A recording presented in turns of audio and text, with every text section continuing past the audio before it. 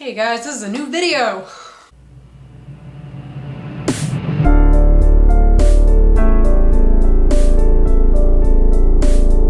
Hey everyone, welcome back to my YouTube channel. Today is another music chat video for you guys, and like I promised in my last video, the Get to Know Me music chat video, today I am going to be doing a review on the Tarja new CD. I can't call it an album because it's two albums that she put out this year. So maybe if you guys are into the same kind of music that I do, you know that Tarja put out not one, but two new albums this year. And there was the prequel called The Brightest Void and the actual album called The Shadow Self. And I have to say, overall, if you're just watching this video for like a minute, I really like them. They're solid. The way that I received these two CDs, originally I was planning on actually having them in the box and then taking them out of the box, doing like an actual unboxing for you guys, but I don't have the patience for that because I ordered them the same day. I ordered The Shadow Self from Napalm Records directly because they had the two-disc version with the extra DVD, and then I ordered The Brightest Void from Amazon because it was a little bit cheaper to do it that way. I received The Shadow Self way before I received The Brightest Void because, as I later found out, The Brightest Void was coming from Bulgaria. So I didn't have the patience to leave the full album in the box and resist listening to it before I got the other one. They were like 2 weeks apart. So I guess I'll start with The Brightest Void. Well, I'll talk about the packaging in general. They're basically done kind of the same way. They're in Digipack with the card sleeve for the booklet and everything. And so I opened up the package and it looks really great. And on the back, there actually is a track listing on the back of both of these. You probably can't see it in the video because it's like the text is kind of it's the same color as the background, it's just kind of the raised glossy. So if you get it in the right light, I can read it, but it took me a second. I had to look at it really hard, and especially when there's like a light background, it's especially hard to read. So I got The Shadow Self and I opened it up and I was super excited. The inside has kind of this graphic design, if you will. It's really nice, and I really like the CD design of the actual audio CD. It looks kind of like a vinyl, and then the back is also black, so it's like double black. It's cool. And there's like a little quote in here from her and everything, and then you get the booklet out and you're like, wow, this is gonna be great, I'm about to read the lyrics, and you open it up and you're like, Tarja, no, I can't read this. That's my only complaint about the album, the way that it's packaged, is that what I like to do is just put the CD on and sit back with the lyrics and like read along with the lyrics while I'm listening to the album the first time. And I had to sit there with my flashlight and like get it at just the right angle so I could read, especially on the white background. It's very hard to read the lyrics. So that's the only complaint that I had about it. I mean, that's a pretty minor complaint. You know, I have no complaints about the music. On the Brightest Void, it's kind of interesting how they did the booklet. There's room for all the lyrics in the songs, but there are pages that are like left blank. Like on this page, there's space for probably what would have been Eagle Eye lyrics, and they were left off. I guess she was reserving those for being published in the Shadow Self booklet. The only thing that I don't understand about the liner notes is that Witch Hunt, the lyrics for Witch Hunt were not published, and I can understand with covers why the lyrics might not be published, but Witch Hunt was written by Tarja, so I'm not 100% sure why those lyrics are not in there. It's probably a copyright thing, I don't really know. But other than that, I really like what she's done with the dark and the light. The Brightest Void having the white CD with the darker booklet, and The Shadow Self has the black CDs with the lighter booklet. And like a lot, I can tell that a lot of thought went into the packaging of these. So overall, it's really cool. If it's hard to read, it's okay. It's just kind of the novelty of having that. Okay, so now let's talk about the music. I'll go ahead and talk about the album that came out first, which is the Brightest Void, just because it's the prequel. There were a couple of songs on there that were also released on the Shadow Self, but the standouts on the Brightest Void were probably track 2, Your Heaven and Your Hell, which has Michael Monroe doing vocals in it as well, and also House of Wax, which was the Paul McCartney cover. I really was not sure. I really liked An Empty Dream too. An Empty Dream was a really pretty song. I really enjoyed. It says, okay. Oh, main theme from, Corazon Muerto. Okay, alright. She did not write An Empty Dream. I really liked An Empty Dream. That was a really cool performance. And Witch Hunt also was completely different because I had her live CD, Beauty and the Beat, where she did Witch Hunt live with an orchestra and a drum kit. That's also a really good album.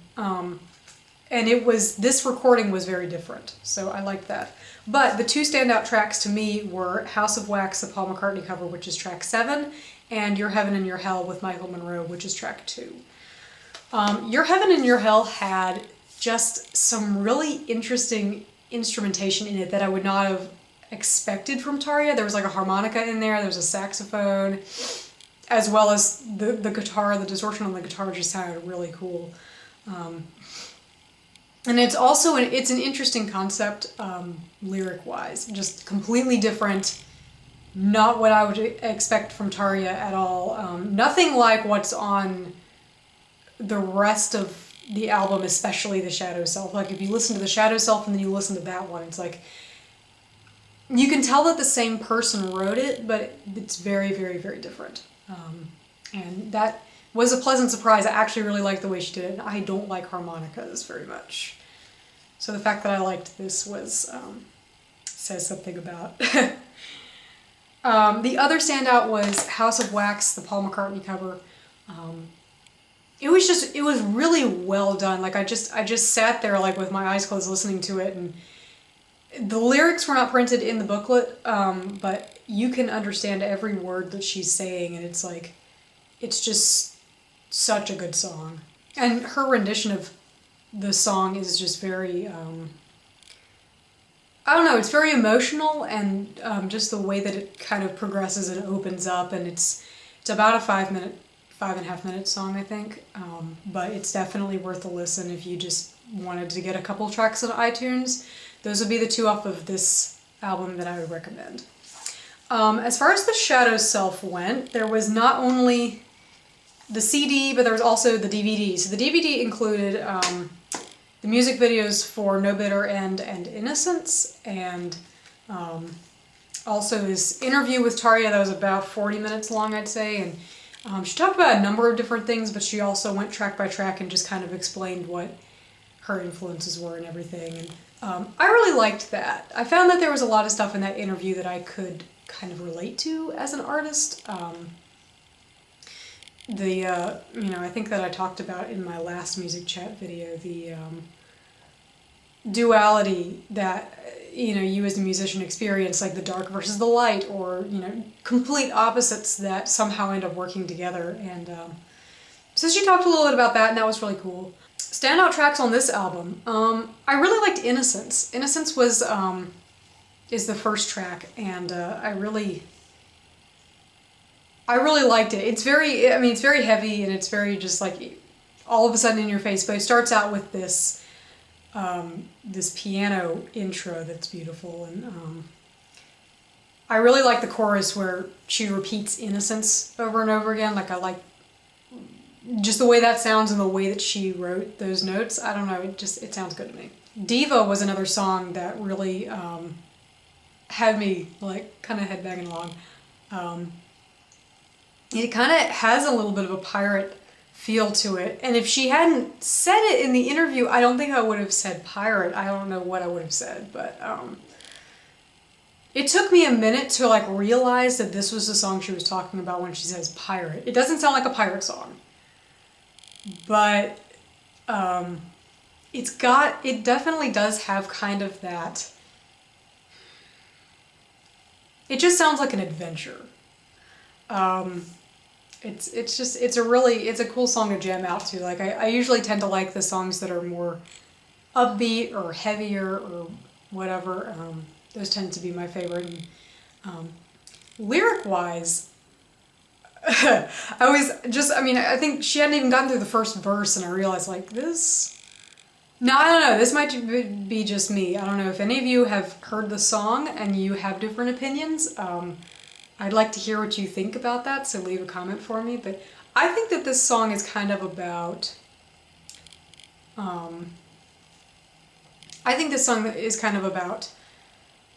her split from Nightwish, because there were a lot of, I saw a number of places where she was kind of referred to as being a diva, just kind of trying to, I don't know, like the way she was trying to steal the show or something. I don't know what I believe about that, but that was a word that was thrown at her during that period a lot, and just having read the lyrics, I think that this is kind of a response in a way to that. And it's interesting that she waited so long to write a song about this. I definitely think that she kind of had to work through the emotions of the whole split with Nightwish and then wait until later, kind of set the emotions aside and then revisit them and then write a song about it. So it's kind of a very ironic song. I mean, she's basically saying in the lyrics, yeah, I'm a diva. Well, you know what, let me look at this before I make a fool of myself. Basically what she's saying lyric-wise in the song is,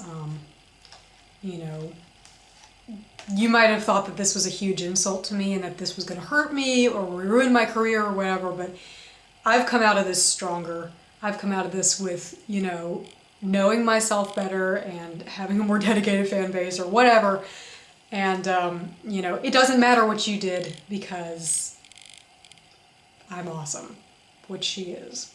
But I don't know. I just reading the lyrics as I was listening to the song, I was this is definitely about the split from Nightwish.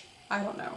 What do you guys think? I don't know if that's maybe accurate or not, but Nightwish had Bye Bye Beautiful on the first album that they did without Tarja, and she waited 4 solo albums to address it, which I thought was interesting. But it's interesting that she did, and it's also a great song. Like even if you don't care about the lyrics, like they're definitely a part of it, but musically it's a very interesting song and I love listening to it. So a couple other tracks that I really enjoyed were Undertaker, which is she described it as having been a song that was based off of an orchestral piece that she was introduced to, and she wrote a song out of it. And I think she did a really good job kind of turning it around. I think it was supposed to be in a car commercial or something, like the original piece.